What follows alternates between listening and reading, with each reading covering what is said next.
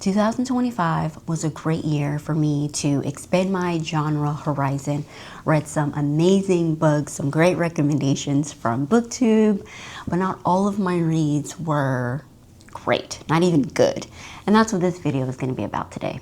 Let's get into it. But first, I want to start by saying I have, as of February 7th, 20 whole subscribers. Let's just have a moment.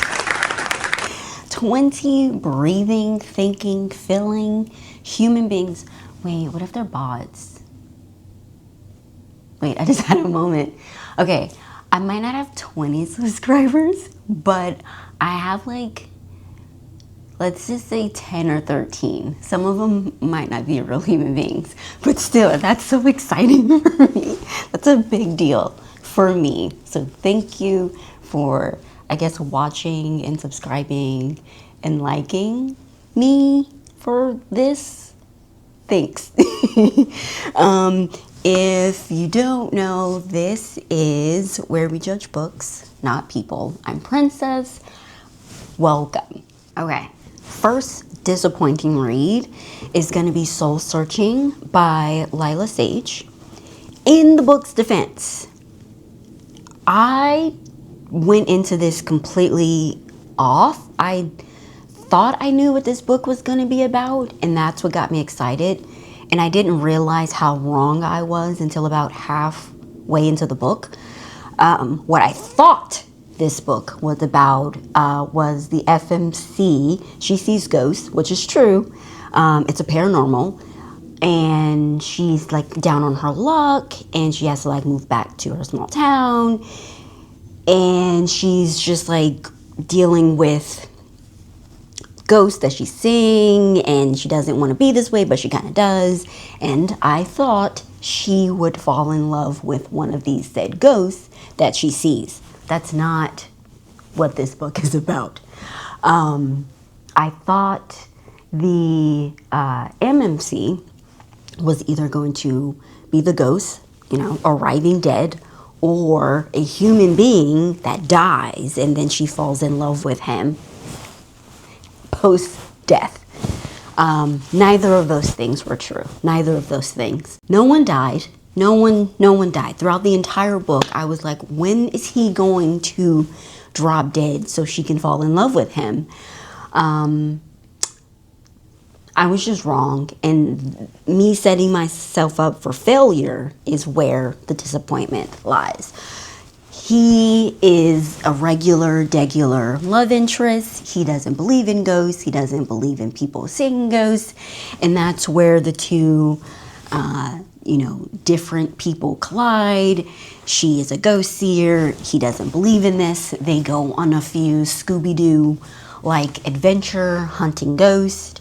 And it was fine. It was reasonably cute. It was just not my expectation. It wasn't what I thought the book was going to be about, not even remotely. It was okay. I was disappointed from my own lack of research of what I thought the book was going to be about. That is my first disappointing read. The second book is Left of Forever by Tara DeWitt. It is a romance. And it is a second chance romance. They were married, they had a son, he's a bit older, he's going off to college. The two love interests find their way back to each other. There was nothing objectively wrong with this book. The pacing was great, the storytelling was fine. It was just flat for some reason. It just wasn't enough. And I don't know if it's because it was a second chance, but something was just like missing in the sauce. I can't really put my finger on it. It was just flat. It was just okay. And that's where the disappointment was. They had some struggles in their marriage and they got a divorce, but their families remained close. They had a great co-parenting relationship. It was fine. It was just flat. Like there was no real drama other than heartache, which I understand can be a real issue with marriage and romances.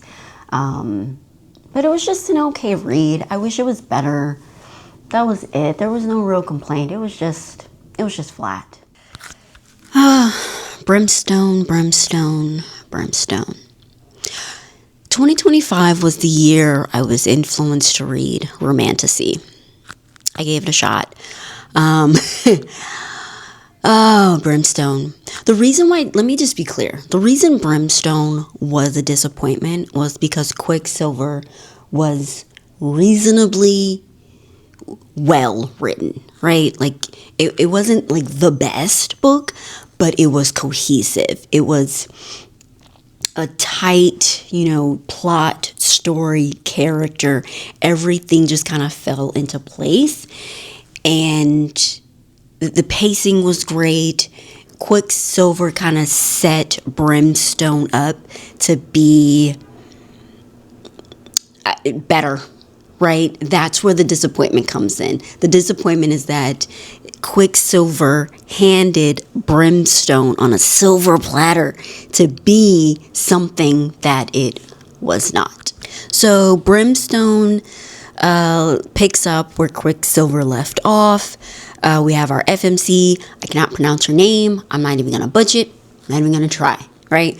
But we have our half vampire, half fae, alchemist, also now queen of the vampire realm, if you will, and her love interest, Kingfisher. They're together, bonded.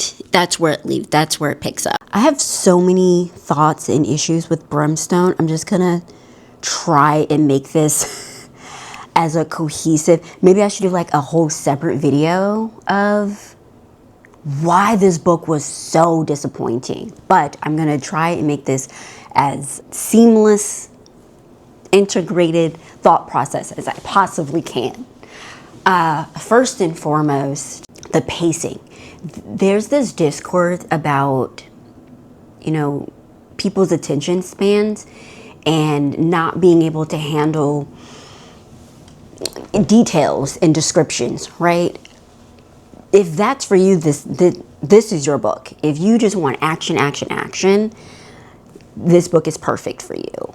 But as a reader, as a advanced or even long time reader, I need a moment, right, with me and the character and their experiences and their emotions and what they're going through. And that would require some of the action to be put on the back burner and actually take me, the reader, on this journey of having some type of introspection with the character, some type of reflection, and for me to be emotionally invested in what the character is going through. And that's where Brimstone really fell flat for me, is that it was a lot of action, which is great, it's fine, but sometimes we need those lulls, right? We need a reprieve to kind of gather our thoughts about what just happened in the last chapter.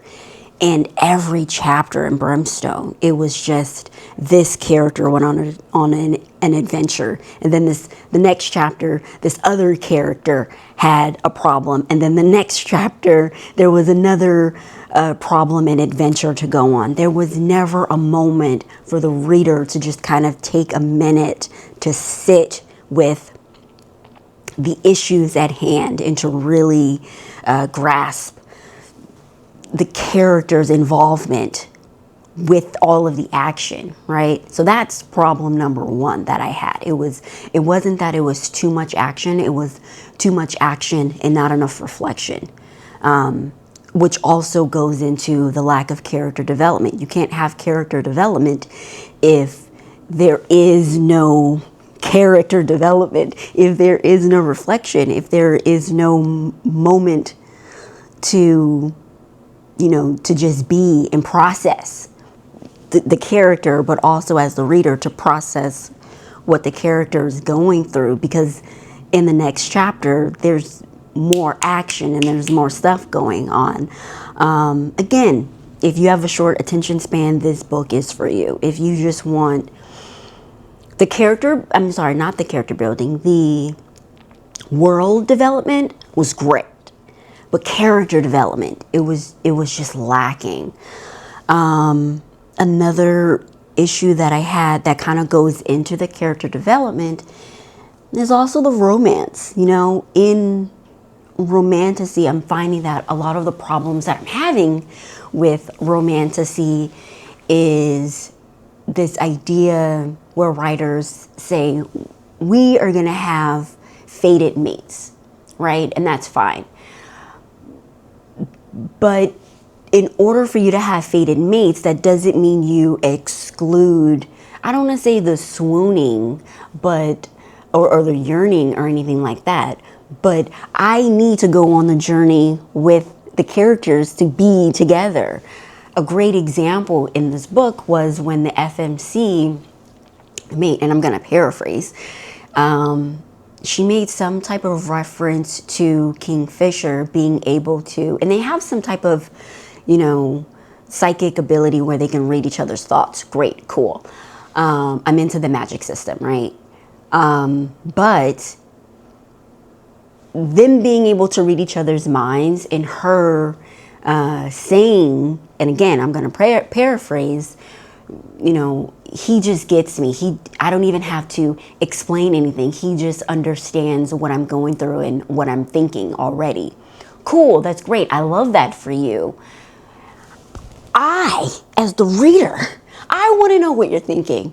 I want to know what you're feeling. I want to know what you're going through, right? Him being able to read your mind, that's cool, that's sexy, right? But as the reader, I need you to take me on that journey with you, and just saying, oh, they're fated mates and they belong together, and now you just get the process of being together, right? It's almost like an arranged marriage fantasy situation. But I need more than just fated mates. I need more than that. You can't just say, well, they're together now and now they're going to go on this journey and save their people and save their realm and be magical beings. Cool, that's fine. But you just telling me that they're fated and that they belong together and that their love is destined is not enough. It wasn't. It just wasn't enough. I need more than just, oh, I'll kill for her because that's the way it was written. No, I need more detail. I need more, I need less action and more feeling and more emotion. I need to be emotionally invested in when you say, I'll kill for her. For what reason? You know what I mean? Like, for what reason other than you're destined? That was a big problem for me throughout, not just this book, but also in romantasy in general. I need you to take me, the reader, on this journey with you. Make me love him. Make me love her. Make me love this relationship. Don't just tell me they're supposed to be together. Give me a good reason why, other than destiny, other than the gods, right?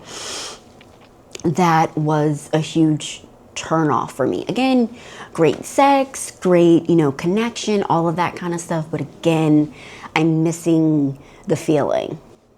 And lastly, when writers, or not even writers, just creatives, have like this process of just brain dumping, right? Like just putting ideas out there on their board, in their notebooks, whatever it is. Brimstone read like there was all of these brainstormy ideas and nothing got edited out. That's what it felt like. There was so much going on and there was nothing wrong with that. I just feel like a lot of the action, a lot of the happenings wasn't fully flushed out. It was so disjointed and the pacing was a bit much. Didn't read like the tight, cohesive, Quicksilver book, right? It just felt like everything, all of the ideas made the final cut. That's what it read like. That's exactly what it read like. It read like there was this big brain dump of ideas, great ideas, right? But nothing got flushed out. Nothing was really like fully thought out. Everything made the final cut. That's what Brimstone was. Needless to say, I won't be continuing that series. Which sucks because, again, the plot is there, right? The energy is there, the world building is there. I just can't continue with the tomfoolery. If you don't make me, the reader, emotionally connected, if you don't give me something to hold on to the character, I don't care too much about all of the action, right? I need to care. And that's what the first book and the second book does very differently. I cared enough to continue to get to the second book, but the second book didn't make me care at all to continue the third book. That's why we, the reader, need to go on the emotional journey with the characters, because then we just don't care. Good book, this is fine, but I don't care enough to continue with the series. Bunny by Mona Awad. What to say about Bunny, right? Weird, interesting. I don't know if I'm gonna continue with the second one. To be fair, I read the book. I promise you, I read the book. I couldn't tell you specifically what this book was about. I'm not gonna lie. I'm not gonna even hold you. I'm not gonna hold you. I read it cover to cover. I don't remember the way I was so disconnected and discombobulated about what was happening on this school campus, and them turning men from animals. I'm sorry, turning animals into men. See, I don't know. I won't spend too much time on why this was a disappointing read for me. It was just not interesting. It wasn't my cup of tea. Moving on. The next book is This Cursed House by Dale Sandin. This was a cute book I read around the spooky Halloween season. This is about, I think it was like the 1950s, 1960s, where a teacher, she goes through some stuff up in Chicago. She gets a job, I believe in New Orleans, with his family, and she becomes like this live-in family assistant. And it's supposed to be a horror. It's supposed to be spooky or whatnot. The reason this book was disappointing was because the bones were there. You know, it had all of the makings of, wow, I'm really into this. But it lacked a lot of show me, don't tell me.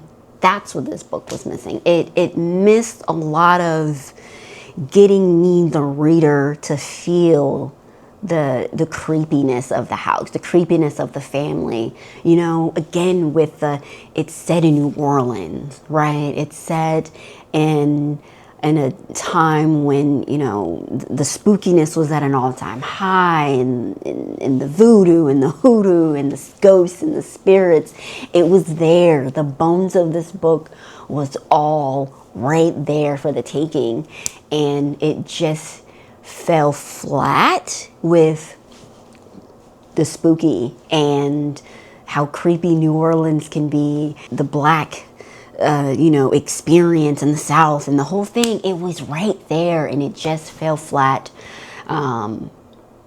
It could have been great, and it was just an okay read for me. And the reason was that I wanted to understand more. I wanted to be more involved in the family, creepy, scary, haunted house with, you know, a creepy family and all of that kind of stuff. And it was just a lack of a lot of showing and just telling me what the main character is doing and what she's gonna do. But I don't know, just, it could have been scarier, it could have been more paranormal, it could have been more. It was right there, right? A black historical fiction set in New Orleans about a creepy old family, all of these things. It was right there. That's what's so disappointing about a lot of these books, is that the potential was so close, so close. So the next book is Divine Rivals by Rebecca Ross. This is a YA, and I typically go easier on my ratings when it comes to YA for obvious reasons. I am not the target demographic, so I don't really feel like it's fair for me to fully judge something that's not for me. It's not for me, right? So me saying I like it or don't like it, it's kind of irrelevant. Divine Rivals is kind of a historical fiction romantasy situation. I kind of got like this, I don't know, 1940s Second World War vibe from it, if you will. There's these two co-workers. They work for they're journalists. They work for this paper. And they are rivals. The FMC comes from a poor family that is struggling, and the main male character comes from more of a well-off family, and he's doing just fine. Somehow they are able to like connect their writings without each other knowing who each other are. Like, they send letters back and forth through like this portal or something. Throughout the book, he knows who she is. He doesn't tell her that he knows, right? What really threw me off, and they're young, right? They're like 18, 19 years old. What really got me was towards the end of the book, they reveal that, you know, they're the ones writing to each other, and they fall in love, and read. I don't know why that bothers me so much, but it does. It does. It's like, one, this is YA. Two, what do you mean? Like, you just found out, like, great, you like him. Great, you like her. But then I understand it's wartime. I understand there's this like sense of urgency. You might die in the trenches and whatnot. I get it.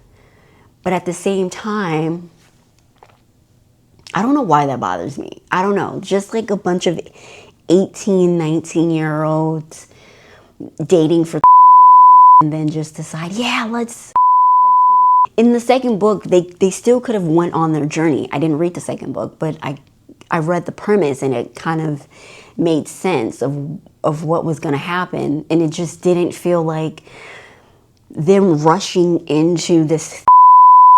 I don't know, it just rubbed me the wrong way. I don't know, just the fact that it's YA and this like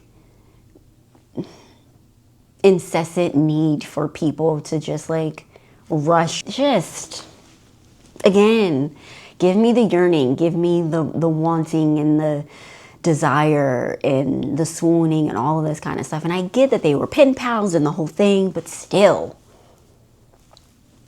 what are we doing? You know what I mean? Like, this is again, this is why I don't read YA too much, because of this. It just feels rushed, and why? That just rubbed me the wrong way. It did. The book was okay up until that point. And that's it. Those are my disappointed books for 2026. That's the video. See you guys in the next one. Okay, thanks. Bye.